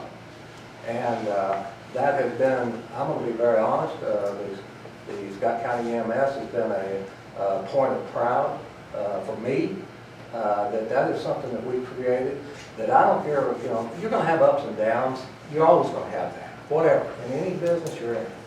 And if anybody, and let me set this record straight, if anybody in the EMS thinks that you do not have the support of these commissioners, you are wrong. Because you are wrong. The support is here from the commissioners. We do not micromanage your business whatsoever. We try to allow the people out there to do that. So we are not going to, I'm not going to come out and micromanage what you do every day. But if you need something, you need to come see us. And we will do everything that we can do to continue this service because, folks, I don't care what anybody's told you or anybody has said behind your backs. We have a service that is second to none, and people all over the southern part of Indiana look to our service as model earth. So I'm just telling you, don't get caught up in rumors and things that's being said without going to the source. That's why. And I tell you what, I will give each and every one of you my personal phone number, and you're welcome to call me anytime, day or night. And the one thing I will never do is tell you something that's not right. And I will tell you unequivocally, no, I have never contacted anybody and will not do so. Okay. And I will be, just as Mike said, And John said. and John said the same, so at that point. Okay, we John are- said he didn't do it. Are you thinking about doing it, John? No. Thank you. we Wait a are- minute, time out. That's, I am for your ambulance service. No, you're- I am totally for it. I'm not wanting to move it out. I haven't made any phone calls. None of that's true. Well, that's why I'm here to ask the Okay, question. and I really do appreciate it, because I really believe part of our problem is we're not doing a good job of communicating back and forth. But I think they're doing a great job. That's just, I don't know where all this stuff gets started. I've heard so much stuff, and most of it has been disclaimed. I will, but So, but again, no, it's just not accurate. we will get from this point, which may be, I'll call point A, we're gonna get from point A to point B, and we're gonna continue the service, and we're going to, now, with that being said, I am going to say this, and Danny is the acting director right now, as the interim director. This board has said, twice now, that if you need, and you have the staff to bring that third truck up, bring that third truck up. And if that takes some of the pressure off some of the people out there, so be it, let's do it. And again, document. Right now, in today's, where we're at, I think there's going to be monies that's going to even be reimbursed that is going to pay for the truck coming up, just to be honest. Now, I know that the workforce, especially over the weekend there, that you was, didn't know where you was going to have enough to run one ambulance, right on three, but if you can make this work out, you have got this full board support to bring that third truck up and use it for transports, whatever you need. But yes, you need to be looking at a way to do that and try to take some of the pressure off from your people out there. I will reaffirm, yes, we all kept in communication throughout the weekend. Yes. And you all have supported the third truck, and we are working on that situation to, maximize coverage, so. Well, with that being said, like I say, there is on the EMS director's position here. If you want some more time, we can talk about that even Monday night too. Does that work? And again, we hope to be able to do the right thing that's going to put you guys at ease a little bit out there on, as far as I know, a lot of the guys is making a lot of runs because of manpower and that sort of thing. But whatever we can do to help you alleviate that, we will do. And again, I think, I'm certainly glad you asked the question tonight, but again, that's, the EMS is something that I was here when it started, and I'm certainly, I'm not ever gonna vote, I'm just gonna tell you, I'm never gonna vote to send it to privatization.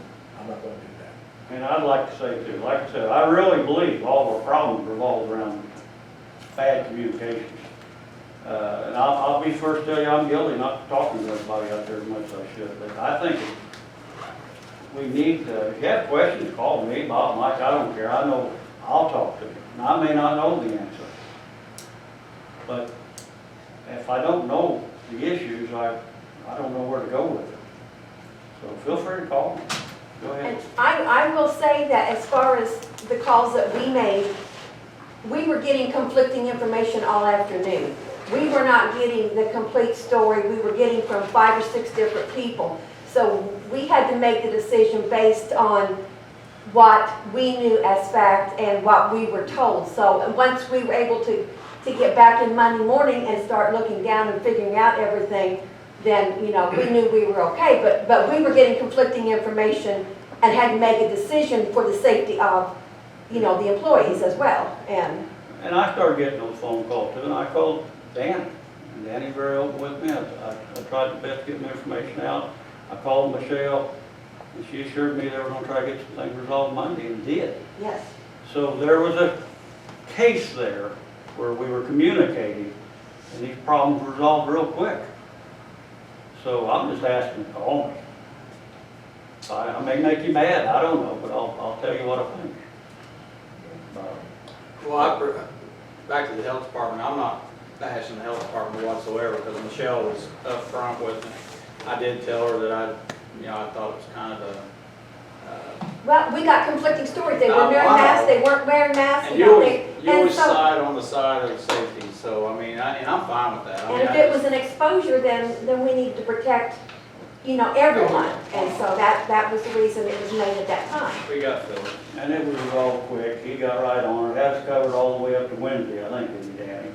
Turned out it was all a lot quicker than that. Go ahead, Phil.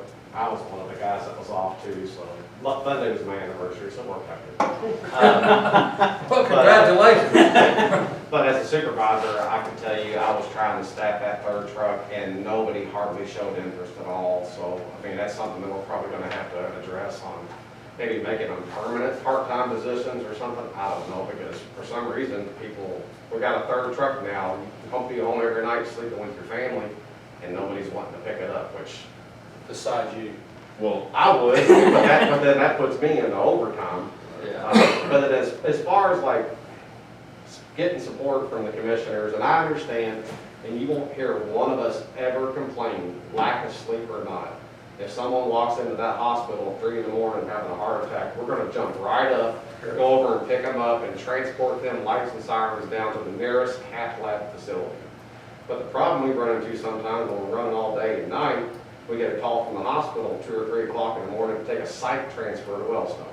Or someone who has a history of kidney stones down to Clark that ain't gonna see a urologist or whatever it's called until the next day for lithotripsy, and then they're gonna get released.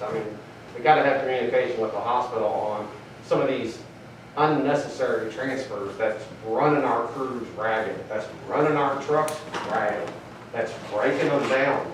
2 brand new trucks over there have 100,000+ miles on them because we warm that interstate up all day long on a shift.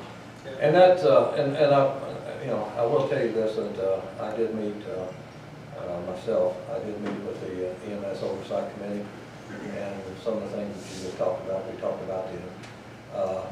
Again, I think on the defensive end, in the hospital, you know, again, the ambulance service, the transports certainly help pay the revenue. And I think that's maybe what they're looking at too, is, okay, we can transport. But then, again, you gotta look at your workforce, and you gotta look at things, and that's what I'm saying. And I think what you need to do, and Dan, and as a supervisor, you guys need to get together. You know, if you feel that it needs to be permanent part-time employees, or whatever you want to call them, or even more full-time employees, then at that point, I think the recommendation needs, you're going to need to come before the commissioners, and at that point, and I think this board can go to, maybe help go to battle, if it needs to be, with the council, to be able to get what you need. And again, we're not, you know, I don't think any one of us up here will not try to support whatever you need. And if there's a need, I think we want to be able to do it. Because again, the way you keep a good service is for this community. And folks, again, the service is you've done a lot of good things. The service has done, saved a lot of lives. There's no doubt about that. So what we need to do is just basically get in the right channels here and make sure that whatever you need, bring it before us, and then at that point, maybe there's a way that we can convince or help convince the council that this is what we have to have to keep the service running, and make it where it's going to be what we want it to be.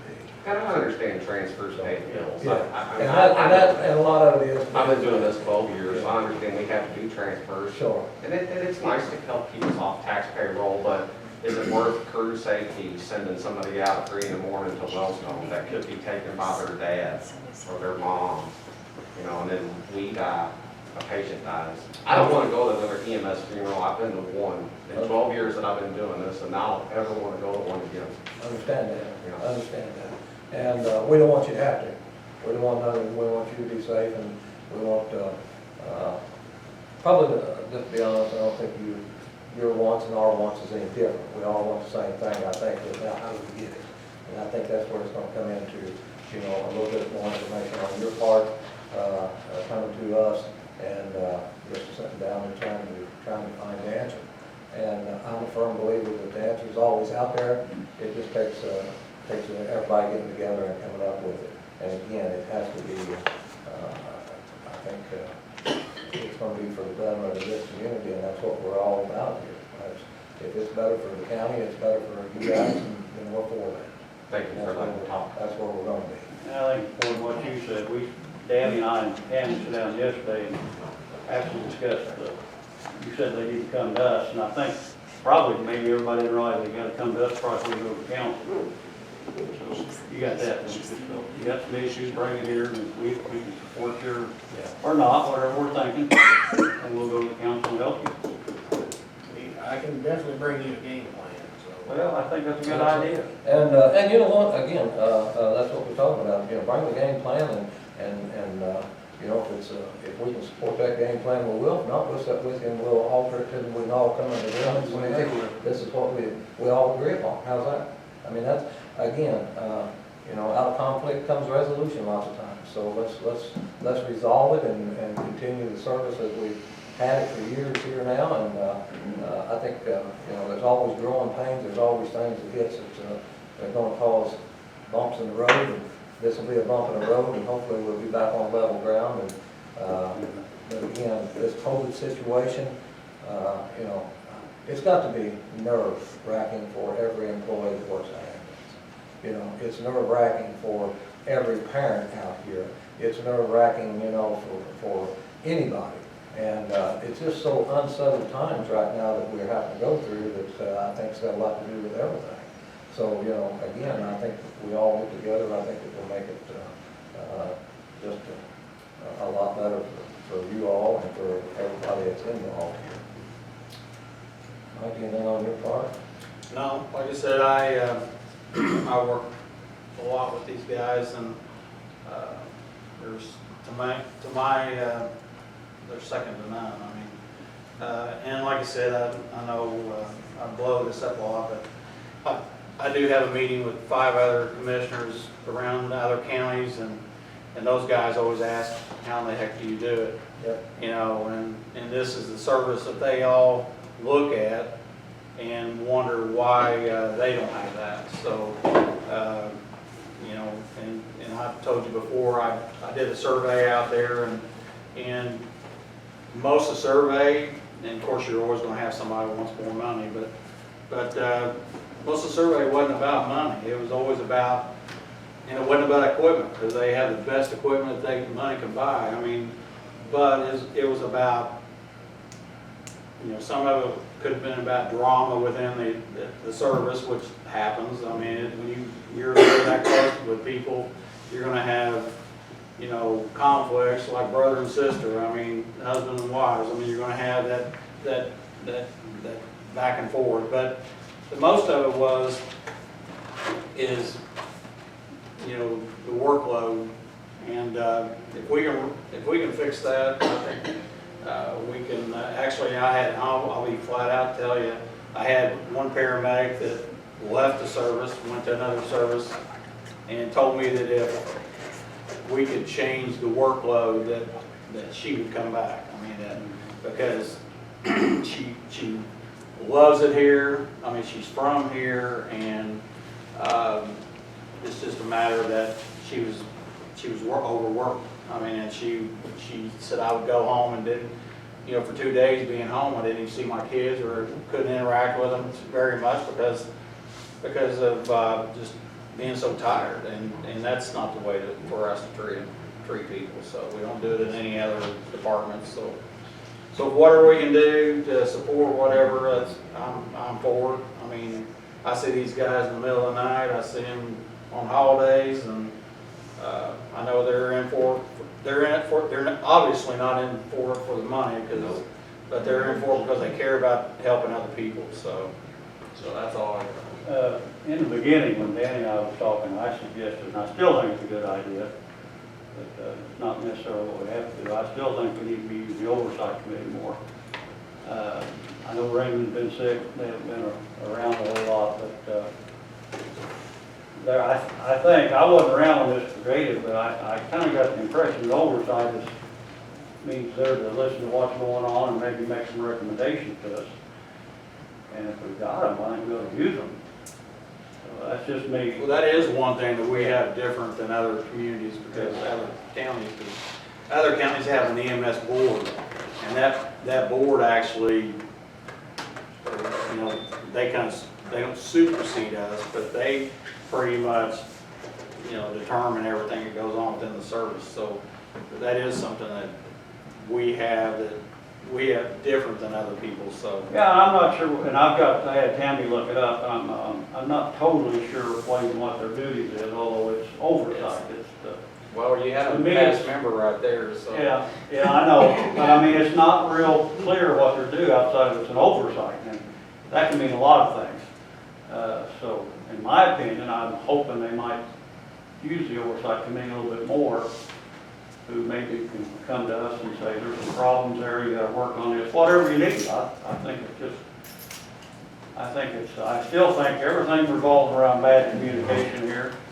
And like I said before, I'll be more than happy to say I've been poor about it myself.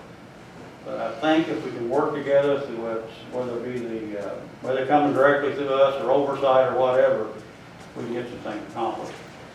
And you do have a great ambulance service. A lot of them I don't really know very well, but all work pretty good. And Danny, I can just tell you, Danny and I took care of the ambulance service out of the office over at the jail for what, 2 or 3 months one time? All volunteers. We didn't even have an ambulance service.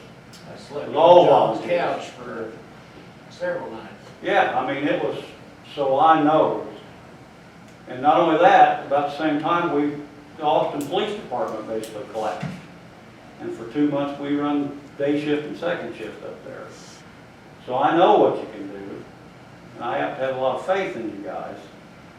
But please, talk to them. And I'm guilty, I'll talk back. I may come to you first this time. But honestly, guys, a lot of stuff's going on I didn't know about. But I'll take the beef for that. I should have been talking to you. There we are, I'm for it. I'm for you guys. Okay. Any questions on any of yours we have? I mean, that we can answer tonight? Not at the moment, no.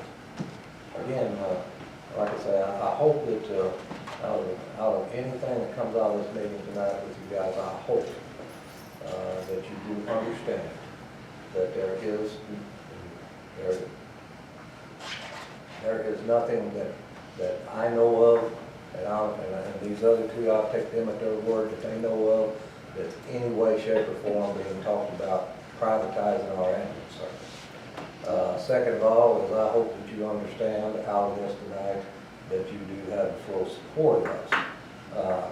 Again, we do not, and Raymond has been awfully involved in that from day one, and should be.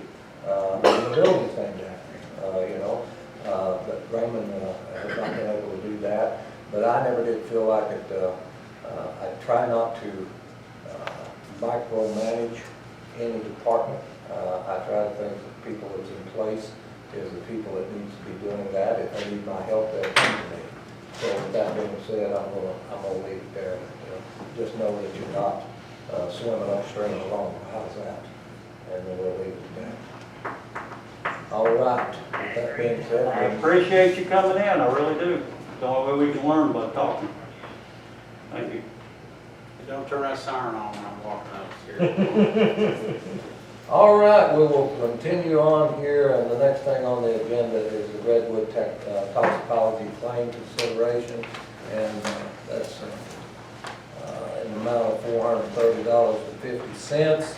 I'm assuming that's drug testing that we had. Community corrections. Community It's corrections. ran through their fees. Okay. So do I hear a I got a motion? question on that. Okay. Are they not doing through the county?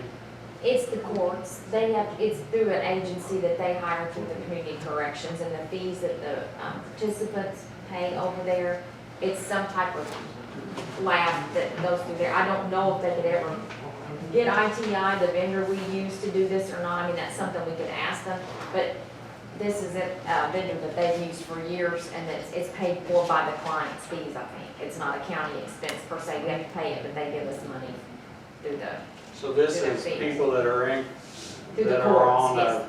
Home on a detention. Home detention or Yes. something that, Yes. that have to do a drug test. Yes, and you can see there's quite, I've actually got the invoice attached, I just gave you the cover sheet, but there are several people that they test. I don't know if our health department can handle the volume that they have. So is this money paid out of fees that they pay, or is where's this money coming out of? I believe this is paid through those community corrections fees that are ordered by the courts, because this is part of their program, Okay, to keep okay. them, testing, to stay in participation and good standing with I the understand, community I was just trying to corrections. figure out, we entered into an agreement with a drug testing company and why we would be having to, so. This is through the, it's a court division. Yeah. I'll make a motion. Second. Unanimous. What's the TIF report acknowledged? You got that covered bridge thing first. Oh, is that? No. Yes, it's. Okay, got it. Covered bridge, yes, I'm sorry. This is the Yeah. annual certification. Yeah. We have one covered bridge, of course, it's in Leona. Yes. And, so if you guys so move, then, we will have you attest, agree or whatever, that is, we have one bridge and send it to the state. And then if you guys will all sign it, then I will get I'll that. make a motion to do that. Yeah, I'm all for it. I'm not sure I understand it. I'll second the motion. This is something certified state, It's we got to state, cover bridge. it's Yeah, state, yes. They give us money for the maintenance of that bridge, I so that we understand have, now. when money's involved, we understand. I All right, I'll make it unanimous, and this one here is You just sign one and pass it Sign around. that one there, good, and then I'll get the good. Okay, and Now, the TIF report acknowledgement, you've got a copy in there. All I have to do, I had to take this to council too. It's statutory, the commissioners have to acknowledge that we submitted our TIF report to the state through Gateway, which is our state portal. And those are tiny little numbers, I know. But that is, we have the one district, the Northern Scott County District, that obviously is the just property where Tri-Ops located. And those are the assessment reports, and that goes to Gateway. Of course, you know, that's outside. Those funds are captured and set aside for use of TIF. So it's a statutory thing. It's stated again, I have to do this in an open meeting. So you guys just approve and accept that I submitted to you the TIF annual through Gateway. Is there a reason why on the personnel here that it says active end date and it's last year? Because it's last year's data. It's due, last year's data is due by a certain date, and that's, yeah. It's kind of like when you file in March, the annual financial report for the year before. Yeah. Paying your taxes in arrear.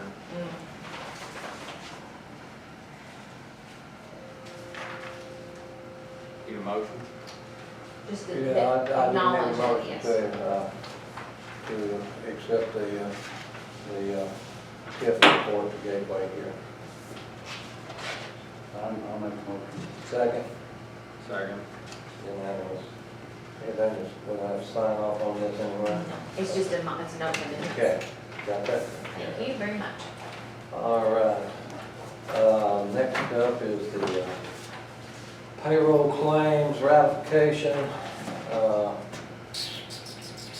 This is for June 5th, 2020 payroll here. Is there a motion to I'll make a ratify? motion. Second. Unanimous.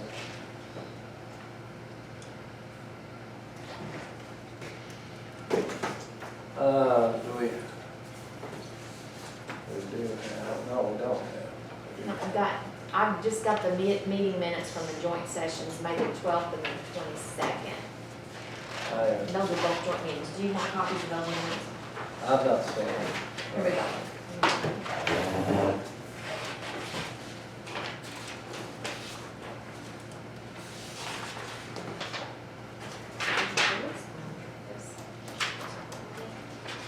There's the 12th one. We have a little executive session on here. We want for 2 hours, and I thought, we want for 2 hours, and I thought, Let's Yes, we do will, 22nd wait. joint session. before we leave here, I want to go back to Solomon Cemetery. We're gonna have that mobile Saturday, right? One more there. Okay, thank you. One more there. There's been there've been funerals out there. Yeah. Well, years ago, there used to be a lot of cemeteries that are back in fields and everything else that nobody knew they were even back there. And I remember my brother-in-law actually went around and was mowing a bunch of them. That's for the joint meeting that we had. Did I not attach you that email? Okay, all right. Yeah, I don't think. I'll make a motion to accept. If we have no right, I'll second. I don't second. Whatever we're doing on board. Were you a second, John? Yeah, I I will, say whatever. You got one now. Now, I owe you. All right. And you had to Now, choose. look at that. You said payroll, and it kind of popped in my mind. Was there going to be a discussion about? Oh, yeah, Danny asked about his pay during the interim. He goes from training pay to interim pay, I mean. I don't know what does it, Well, let me just throw this in. It's my understanding through conversation that we let our interim sheriff do it, get paid sheriff's salary for short time, is that correct? Council did approve that. Council, and was somebody else we approved that, isn't that correct? We did that, Tyler did it too, I mean, we paid Tyler interim. So- An interim, Now, if we do that, do we have to go to the council and ask more money? you would have to do that. Well, actually, it's not gonna be any more money, because you don't have a director right Because now. he just fulfilled that spot. He's just filling a hole. but he, Is the director's, but the director's salary, is the director's salary more than your training salary? Yeah, but it's already, it's still It's there, budgeted on. it's there, you just gotta move it around. It's already budgeted, all you gotta do is put him in the position. But if you appoint him as interim director, say, who's gonna be interim training officer? Because council's looking at him as the hire for the training officer. His job description holds the acting director, because there's no first or second person there, then his job description holds that line that he's to act in their, on their behalf, you know, if there's absence of a director and whatnot. So council's looking at him, and I'm just trying to explain, is that he's the training officer, and that's part of his job description. If you want to pay him differently than what his position that he holds, because that's part of his job description, all you guys have to do is just request that he be given whatever salary you guys asked for in the interim while he's at an acting director position, because, you know, you guys might be a little while before you feel this. It's not gonna be just like 2 weeks. I mean, yeah, my salary's budgeted, but Teresa doesn't, if I'm gone for 2 weeks, she doesn't get my salary while she's acting for me. And it's because it's in her job duties too. Understand. So that's what he's kind of at right now, because his job description has it in. I'm not saying he shouldn't get any different.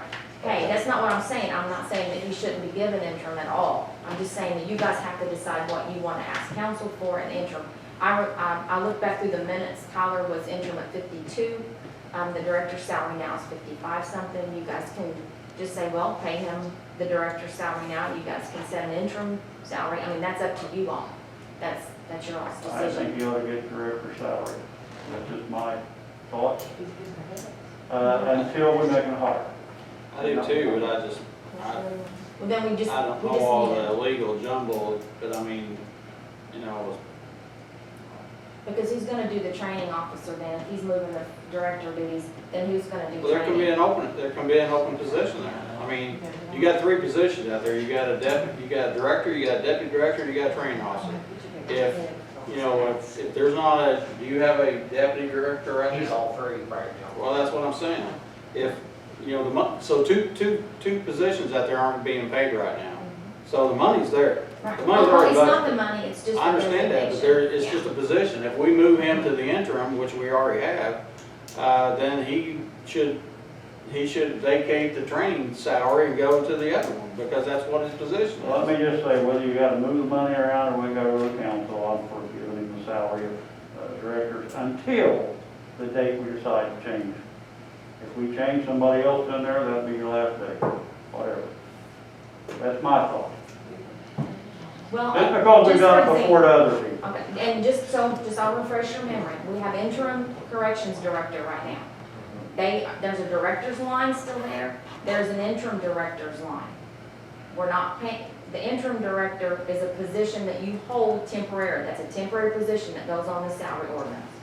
So if you do want him to have the full director's salary, which is totally fine, we'll need to just add that, the council will have to amend their salary ordinance and add an interim director line and add that same pay right there. And that's fine, but it's just a request that you have to make of council so we can amend the salary ordinance.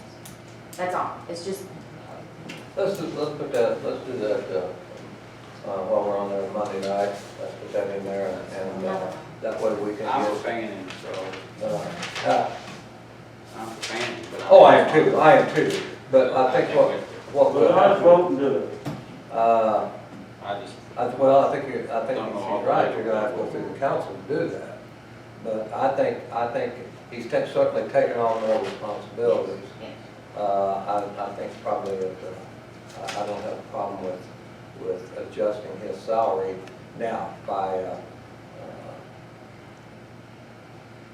if it, and I don't know, I guess legally, how the money's there, do we continue to pay him his training salary and then a per diem per day that gets him up to that salary, or do we say, okay, you're I gonna go just to think the he, same I think salary? he rolls to the interim, which is, you know, We don't- would be the director's pay, so. I'm with that. Director's pay, and he still keeps the duties he had. You wouldn't be adding on more, you just get director's pay. That's me. Director's pay until the date comes. But you still keep the duties of training officer too. Tammy, I guess I'm gonna ask you a question. Can the council change a salary ordinance in the middle of the year? yes. And it's amendment, they call it amendment. The salary ordinance originally stays, but you amend it and you add that as an extra document to that salary ordinance. And they approve it in a meeting and so yes, they So can when's our next add meeting? the 14th of July. So even for And we a can- raise, they can amend it? Mm-hmm. Really? 'Cause when mine came up, we couldn't amend it. I don't know about, I mean, I don't understand about that because you can't, there can be, they may tell you they don't do anything outside budget. I've heard that plenty of times. It's because it was you, Jill. I wasn't surprised. They will say, well, we will only discuss salaries, but this is a vacancy and an interim thing, not a, I've been in his position